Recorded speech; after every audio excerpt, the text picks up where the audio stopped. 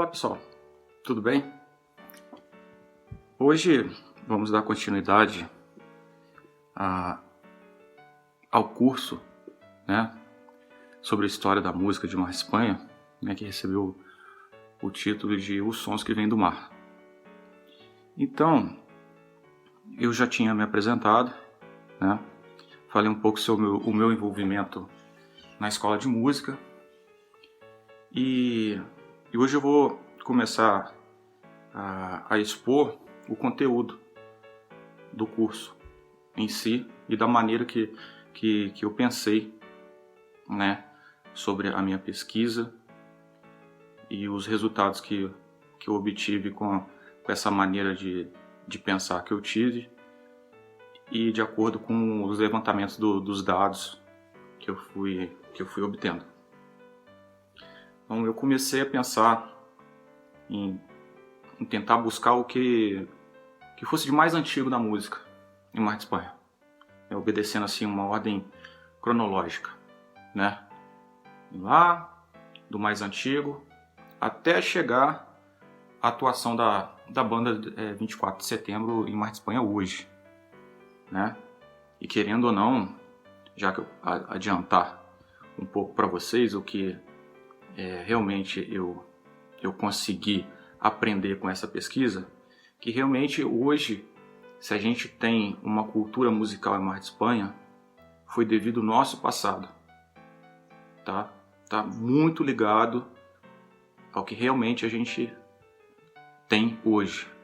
Já ouvimos dizer, né, a respeito de que para compreendermos quem somos e onde e onde vamos chegar, nós temos que saber do nosso passado, né, da nossa cultura, das nossas, para onde a gente preserva a nossa memória, para a gente poder entender aquilo que a gente faz, tanto na vida pessoal, profissional, ou até mesmo na pesquisa, para a gente ter noção do que a gente está fazendo, né? E esse levantamento que eu comecei a fazer, digamos assim, que eu tive uma ideia. Por que eu tive ideia? Porque eu vou chegar... Mar de Espanha não dispõe de uma biblioteca pública. Já até existiu um certo tempo atrás, mas eram volumes assim, de obras populares, né, da literatura brasileira mesmo, que nós temos conhecimento, alguma coisa na escola, mas não uma tradição de biblioteca que a gente poderia, digamos que em Mar de Espanha houvessem escritores, né, e a gente fosse registrando a nossa história, né? Embora existam alguns livros em Mar de Espanha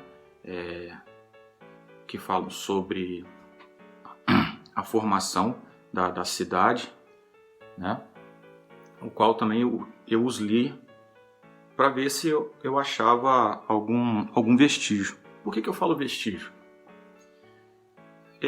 Justamente porque o trabalho que eu vim desenvolvendo foi estabelecer, né, uma ligação de um dado que eu encontrava aqui com outro aqui, que tá tudo muito separado, foi tudo muito separado. Eu não encontrei nada tudo junto, os textos que eu escrevi a respeito, entendeu? Os resultados finais que eu obtive através dessa observação, nada estava tudo junto. Assim como o início dessa pesquisa. Quando eu comecei a achar as primeiras fontes, eu não conseguia entender o que era uma coisa ou outra, né? Então, o que eu poderia fazer? Como é que eu ia achar Mar de Espanha? Onde que eu ia achar Mar de Espanha? Pesquisar em quê? Né? Então, após me formar na faculdade de música, eu tentei, né, ingressar no curso de mestrado, que o principal objetivo era esse. E para você fazer um curso de mestrado, no final do curso dele, você tem que ter uma dissertação e você tem que ter um anteprojeto. Você faz a prova, né? E você apresenta o que você vai pesquisar, sendo que essa pesquisa ela tem que ser alguma coisa possível. Você tem que se basear em alguma coisa para você mostrar, e ela tem que ser uma coisa que realmente você pode de repente ter uma ideia super boa, né? Mas você não tem como provar aquilo. Enfim, mas aí voltando lá sobre Mar de Espanha, o que eu poderia começar a pesquisar? Como eu já havia falado, né? Uma coisa que me chamou muita atenção foi que Mar de Espanha tinha um barão e o barão tinha uma banda de música, né? E eu ficava imaginando, pô, como seria aquilo? Mas onde que eu ia encontrar, né? Alguma coisa a respeito relacionada a isso? E ainda tem a questão ainda de ser inexperiente na área de pesquisa. Eu tinha vontade, sempre tive vontade. Tudo que eu consegui fazer na minha vida, acho que estava mais assim, repleto de vontade do que às vezes capacidade. Então isso que foi me movimentando. Então a minha curiosidade, até um pouco da minha imaginação, quem me conhece sabe que eu levo um pouco esse negócio de imaginação muito a sério. Mas enfim, eu comecei a imaginar de certa forma e fui me deparando. Meio que as coisas aconteceram e eu fui aproveitando esses acontecimentos e fui ligando uns aos outros, né? Como eu tinha dito lá no nosso primeiro contato, que num livro de memórias eu comecei a ver algumas coisas assim, que no livro que eu não imaginaria que eu fosse encontrar.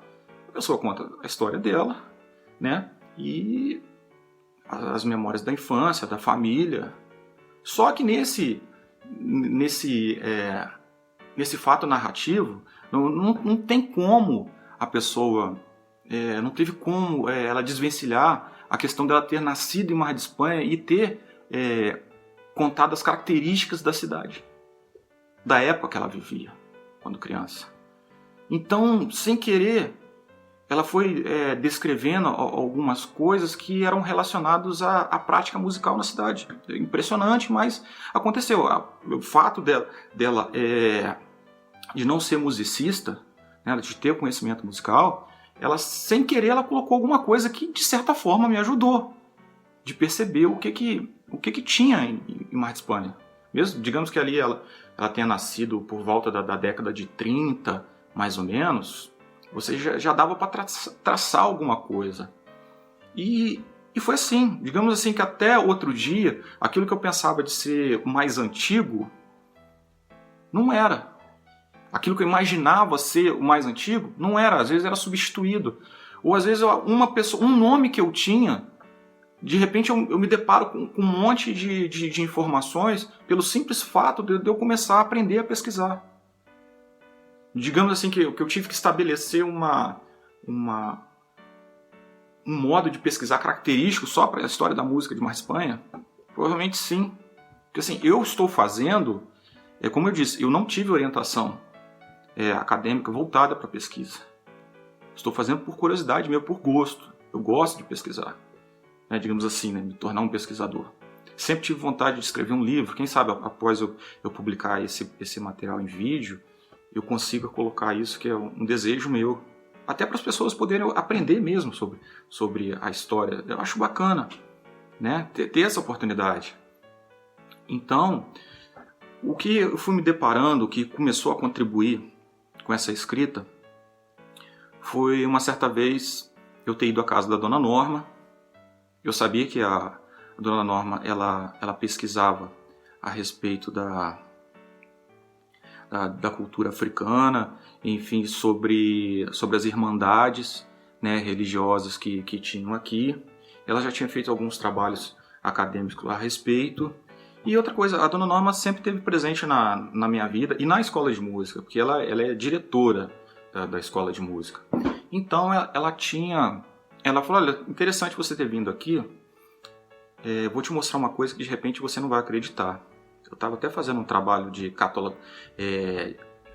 tentar catalogar isso aqui, e eu acho que você vai poder ajudar a banda nisso. Eu falei, opa, legal, vamos fazer. Então, ela tinha me dito que existia uma senhora que em Mar de Espanha ainda existe, né, Dona Noêmia Gouveia. Nunca tinha ouvido falar, não sabia nada a respeito, nada. Eu só estava com ideia, né, que na faculdade eu tinha estudado alguma coisa sobre a música em Minas Gerais, né, principalmente nessas regiões da área de mineração, né? Você tem aquelas regiões ali de Ouro Preto, Mariana, Diamantina, até próprio mesmo São João del Rei, Tiradentes, né? Então é uma história riquíssima em termos assim de material de prova de música antiga no Brasil. É o que há de mais antigo e de mais importante, né, que foi verificado através de uma pesquisa de um historiador que a gente, na parte de música, a gente chama de musicólogo, né? A pessoa responsável por trazer esse conhecimento musical para a gente através dessa descrição, dessa escrita. Então, meu mestrado seria baseado nessa área de musicologia histórica, né? Então, ela falou, vem aqui ver. Nossa, quando ela me mostrou, eu falei, eu não acreditei, porque eu tinha na minha imaginação.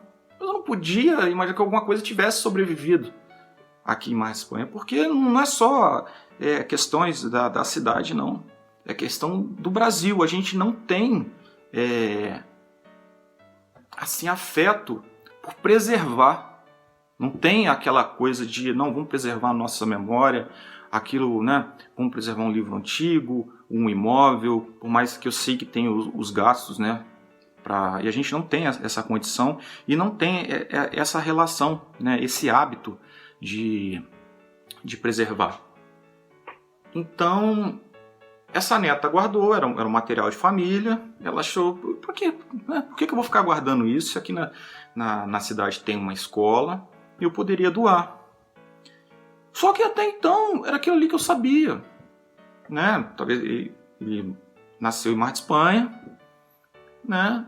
E ele era músico, só. E tinha as partituras que pertenciam a ele.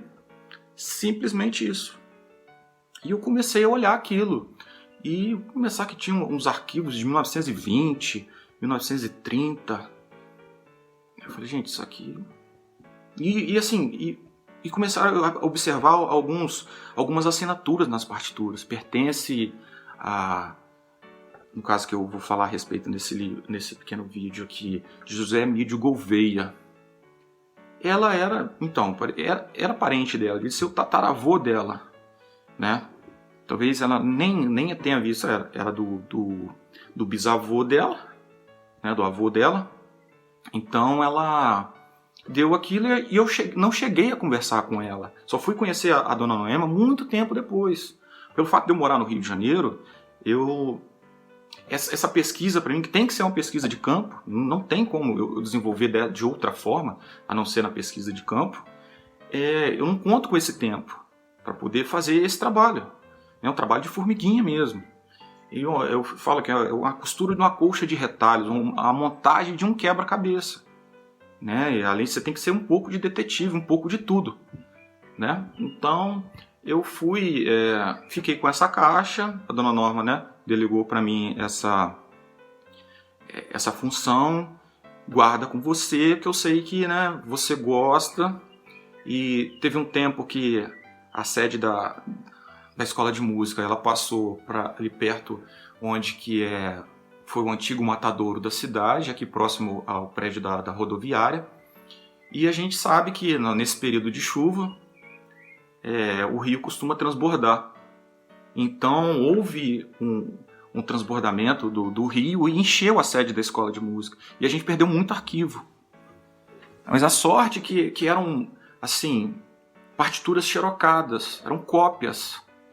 E as coisas mais antigas que pertenciam à escola estavam comigo, graças a Deus, né? Está comigo. Eu lembro que eu ajudei a tirar, a gente colocou tudo dentro de um caminhão, depois que a água baixou. A gente colocava as coisas em frente à casa da dona Norma. Para depois estava aí o Steve de Oliveira Carvalho, né, que na época era professor da escola também. Eu já estava fora da cidade já. Foi no final de semana que aconteceu, no meu período de férias, não lembro, enfim. E eu fui ajudar a descarregar. Assim, de certa forma, apesar da distância, quando eu posso, eu estou sempre envolvido com a escola. Eu não deixo de participar. Eu acho importante, porque se eu conseguir as coisas tudo que eu tenho hoje, eu devo a esse trabalho que foi realizado lá, e gostaria que muitas outras pessoas tivessem essa oportunidade, né? Então, o que eu fui olhando? Estabelecer, você via que tinha assinaturas, o Gouveia, né, quanto sobrenome, então você poderia estabelecer essa relação. Tá, mas como eu vou achar essa pessoa? Porque às vezes nem o familiar sabe, porque é muito antigo. É muito antigo. Eu comecei a catalogar essas partituras. Tinha medo de mexer, por mais que eu tenha pegado. Eu sabia da responsabilidade que você tem um material que é quebradiço, o papel resseca com o tempo. tá? E você tem que saber manusear com calma, com cuidado, colocar luva, né, utilizar máscara, porque é um material que fica ali muito tempo recebendo aquele depósito de poeira, de ácaro, fungo, e pode te causar realmente problema sério, né, na respiratório, ou até mesmo problema de pele, enfim. Depois de muito tempo, pesquisando várias coisas, eu consegui estabelecer, né, apesar de pensar em fazer alguma coisa voltada para o tempo, né, da cronologia dos fatos como eles aconteceram, digamos assim, eu descobri os personagens que compunham esses períodos mais antigos de Mar de Espanha, né? E eles não eram, a maioria deles não eram só músicos, eles tinham outros envolvimentos na cidade. E incrível assim é achar alguma coisa fora de Mar de Espanha, principalmente no Rio de Janeiro. Você tem Rio de Janeiro na época como que ocorreu grandes acontecimentos na cidade que vieram refletir aqui, querendo ou não, até mesmo por causa da atividade econômica. A principal atividade econômica de Mar de Espanha era o café, a plantação do café. Então, e tudo daqui era exportado para lá, né? Então tinha esse contato com a cidade, apesar da distância, das dificuldades, era comum percorrer essas distâncias a cavalo ou a carroça, enfim, né? Depois até uma cidade próxima onde tinha um ramal de trem, pegar esse trem e chegar até a Central do Brasil ou a estação de ferro da Leopoldina, né, que desembarca lá perto do centro do Rio de Janeiro. Então tinha essa ligação, até mesmo dos imigrantes, né? Os imigrantes, a gente sabe que compuseram a população de Mar de Espanha, os alemães, os italianos, espanhóis, portugueses, assim como vários locais do Brasil, que depois que acabou a escravidão, as plantações, a agricultura que veio substituir a atividade da mineração, forçou o governo brasileiro abrir, né, essa oportunidade de receber imigrantes, de oferecer aos outros países, né, o interesse. Se quem quisesse vir, eles davam um apoio, né? Então, essa parte da formação da história lá de Mar de Espanha, que a gente vê lá em 1851, quando ela foi emancipada, né, de São João del Rei, de São João Nepomuceno, ao qual ela pertencia, né? Claro que eu não vou conseguir encontrar uma coisa tão antiga assim, preservada, né? É muito difícil encontrar, procurei várias vezes, mas você ainda encontra alguma coisa relacionada à música, então é mais difícil ainda. Você encontra documentos, citações da Câmara, estabelecimento de um fórum, enfim, isso em jornais antigos da Biblioteca Nacional, né? Que eu cheguei a pensar, poxa, de repente, onde que eu vou conseguir uma coisa antiga? Na Biblioteca Nacional. E eu fui até lá. Só que o método que, quando eu comecei a pesquisar na Biblioteca Nacional, era um método que você consulta num computador específico no microfilme, né? Eu tenho um envolvimento com a Biblioteca Nacional porque eu fui fazer um curso lá sobre manutenção como é que eu vou explicar para vocês? Sobre os bens patrimoniais e culturais, né? Só que esse curso era voltado praticamente para bibliotecários. Tinha as bibliotecas lá do Rio, porque a Biblioteca Nacional é referência na América Latina em conservação e preservação. E isso é uma coisa que vem acontecendo lá de 1986. Imagina que lá em 1986 é que começou a ter esse tipo de trabalho. E começou com quem? A Biblioteca Nacional é o que, na verdade? A Biblioteca Nacional é a biblioteca particular que a família real trouxe com ela, quando ela desembarcou no Brasil. Então a quantidade de livro que tinha antigo ali, que necessitava de um restauro, de preservar, né? Eu falei, daí, o que eu vou achar lá sobre Mar de Espanha? O que eu vou achar e como é que eu vou pesquisar? Enfim, tinha o método para você pesquisar lá, encontrei alguns registros que você procurava por verbete, que a gente fala, né, pelas palavras e tal, e fui uma coisa ou outra, né, fui achando um negocinho ali, aí, enfim, em 1986 que começou esse trabalho de restauração e conservação das obras mais antigas da biblioteca, que nada mais, nada menos é a biblioteca da família real. O João VI trouxe junto à família real em várias caixas, foi embarcado lá no porto, lá em Portugal, vieram as viagens de navio, como a gente já conhece, onde eles começaram a fazer esse tipo de trabalho. Então esse curso era para dar suporte mesmo às outras bibliotecas, dos tribunais, das repartições públicas, enfim, que você trabalha com arquivo, que você tem temporalidade, você tem tanto tempo para poder guardar aquilo em arquivo, em termos de documentos pessoais, aquilo que você separa como documentos históricos. Enfim, era um curso voltado para isso. E eu era o único músico que estava lá. Eles até acharam estranho, pô, um músico, nunca é a primeira vez que vem alguém aqui se interessar, justamente porque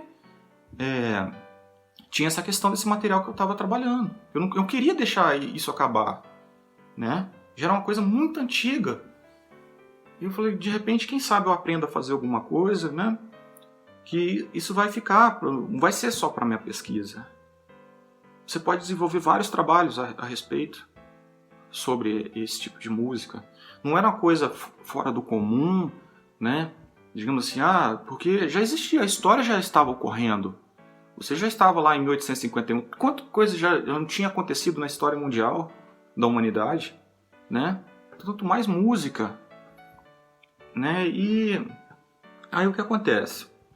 Eu comecei a verificar, né? De um tempo para cá, depois que até mudou a forma de eu pesquisar na Biblioteca Nacional, que às vezes eu tinha que estar de folga para poder ir lá, né? Pesquisar no computador de lá, que o microfilme fica lá. Que por que microfilmar um documento? Né? Por que fazer esse tipo de coisa? Porque a durabilidade de um microfilme são de 500 anos. Eu acreditava que, poxa, hoje em dia a gente salva os arquivos em CD, em DVD. A melhor coisa que tem é o arquivo digital. Enfim, não é. É uma coisa muito cara de se manter.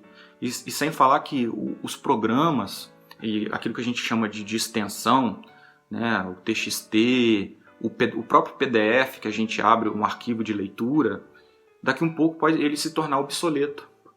E a velocidade com que as coisas acontecem na informática, né, vai fazer com que a gente não consiga mais abrir para ter a leitura desse documento. Então você coloca... E outra coisa, a temporalidade, a segurança do arquivo digital são 7 anos, em uma mídia são 7 anos. E para você ter aquilo ali, você tem que ter... Você achar que você tem uma cópia de segurança, na verdade você tem que ter 3. Aí sim, você fala, nossa, meu arquivo está seguro, porque você tem 3 cópias. Né? Então imagina você encher essa quantidade de HD, que hoje a gente utiliza muito depósito em HD, e mais ainda, a gente fala de arquivar em nuvem, uma tecnologia que até então não tinha.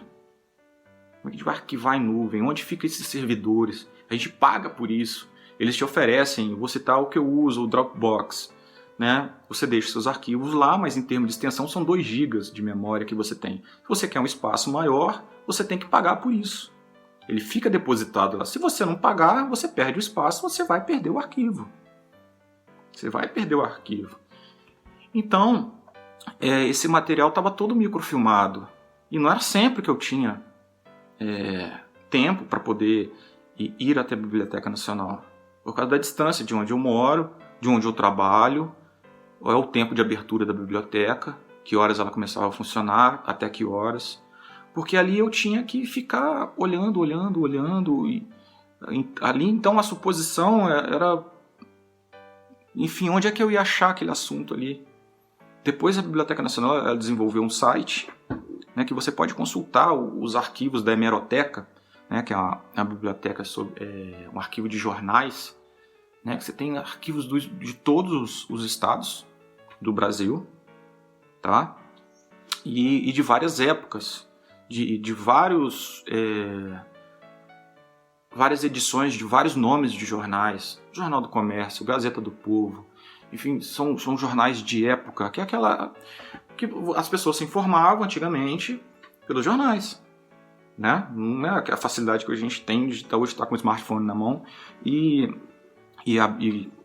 verificar uma notícia, o que está acontecendo no mundo. Não era bem assim. Então, tudo você dependia da imprensa, né? Do jornal impresso, para você poder se informar. Então, foi onde eu consegui salvar a história de Mar de Espanha, porque as partículas ficaram salvas em pequenas notas desses jornais. Então, eu falando sobre José Emílio de Gouveia, o que eu tinha a respeito dele? Eu só tinha um método de violino. Depois até eu vou colocar a imagem aqui para vocês verem a capa. Um método de 1874. Falei, gente, é muito antigo. Muito antigo. Aí um outro, depois olhando com mais calma, tinha um método que foi impresso também de violino. Impresso em 1860. Você tem aí 9 anos de emancipação de Mar de Espanha. Então, como aquela época começou a cultura do café, da mesma forma que hoje depois eu relacionei o que a gente vive no período econômico da cidade, a questão das confecções, que hoje a gente sabe que vem pessoas das cidades vizinhas para cá para poder trabalhar nas confecções. Então, da mesma forma, a época da plantação devia ter. Apesar do serviço ser de mão de obra escrava, o que acontece? Você tinha os serviços comuns. A pessoa poderia ser um profissional liberal, um advogado, poderia prestar outro tipo de serviço na cidade. E até mesmo as regiões, o tamanho do município de Mar de Espanha era muito grande. Hoje a gente tem de distrito como Saudade, Engenho Novo, essas regiões da área rural, Estevão Pinto, você tem também Córrego de Areia, né? Você era maior. Mar de Espanha, Chiador pertencia a Mar de Espanha, né? Houve um pequeno intervalo de tempo que Santana do Aventureiro, eu acho, tinha que confirmar isso melhor.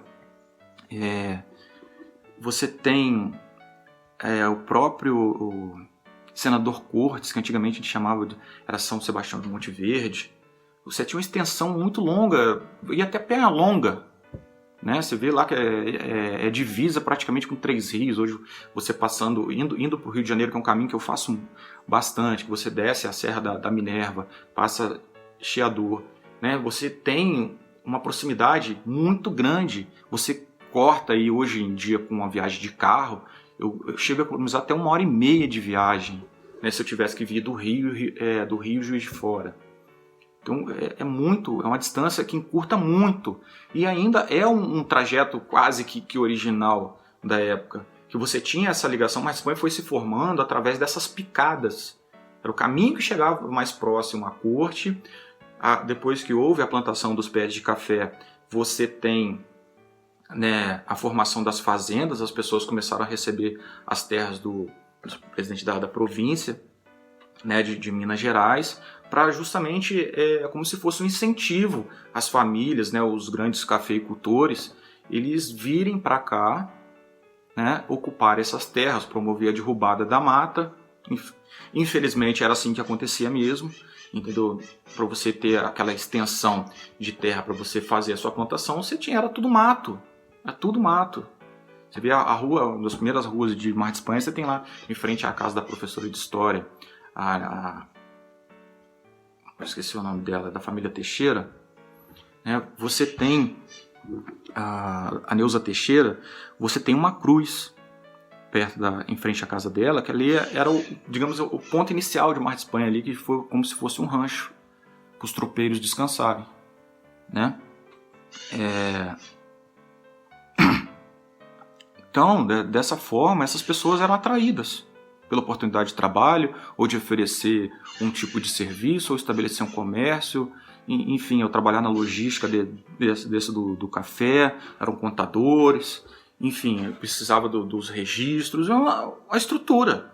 A cidade tinha que criar uma estrutura, era um médico, era um professor, e por causa dessa mobilidade, digamos assim, era atraído várias pessoas e você não tem, se talvez alguns, como eu ainda não consegui ainda o registro de nascimento, data de morte, pode ser por conta disso, né? E por conta das pessoas serem registradas na igreja. Antigamente não era no cartório.